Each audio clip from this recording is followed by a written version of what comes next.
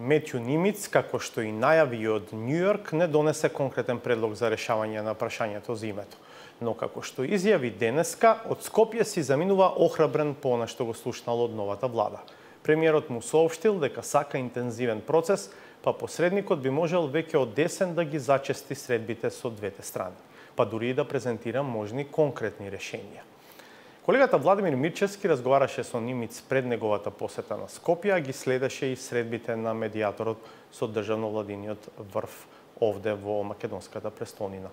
Тој е во студиото на 360 степени. Владимир, што би било сижето од твоите две среќавања со Нимиц? Да, Васко, ако Метју Нимиц пред доаѓањето во Скопје во Њујорк за 360 степени кажа дека добил надеж за целиот процес, читајќи ги изјавите на представниците на новата влада во Скопје, тој денеска овде по денешните средби со представниците на таа иста нова влада изјави дека си заминува охрабрен, најмногу заради тоа што, како што самиот изјави, премиерот и шефот на дипломатијата имале отворени гледишта и отворено размислувале за ова прашање. Значи, преведен, она што го читал, денеска можел изворно да го слушне од новата влада. Изворно и да го потврди, можеме да кажеме, уште со позасилен речник. Да видиме што каже почна Нимиц. To solve this problem, we need progress in general, and that means both sides have to think very seriously about their positions and also listen very carefully to the other side. And I'm heartened here by the Prime Minister and the Foreign Minister being open-minded and open to thinking about this issue.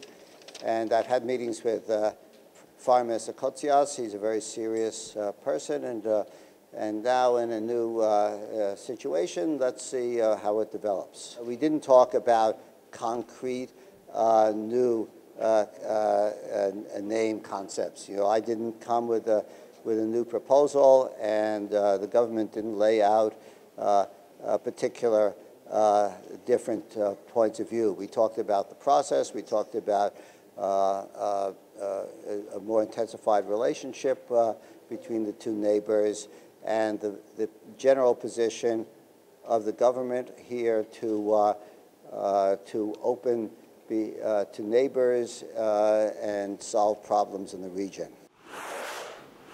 Ова беше дел од денешната порака на Нимиц. Владимир, има ли временска рамка за динамизирање на процесот? Според изјавата, јавната изјава на Нимиц, тој не дава некакви конкретни рокови, дава една реалистична проценка дека не треба да се очекуваат драматични активности или промени во наредните месеци.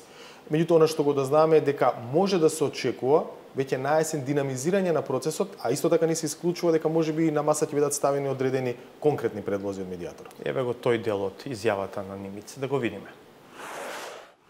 I think the next few months we shouldn't expect dramatic action or changes. I don't think it's the right time to make definitive, concrete proposals right now. I think we need a period where the two sides can talk to each other. There can be intelligent conversations.